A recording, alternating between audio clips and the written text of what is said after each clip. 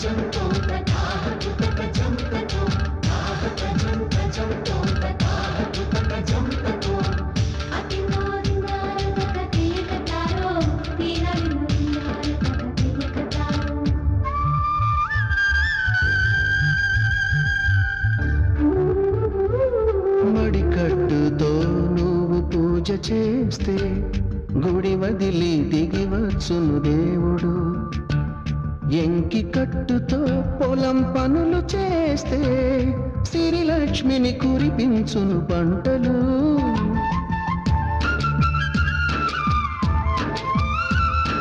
జారు కట్టుతో పడకటింట చేరితే గుండె జారి చూస్తాడు పురుషుడు.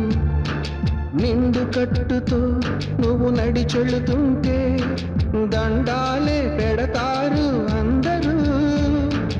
అన్నం తిన్న తదుపరి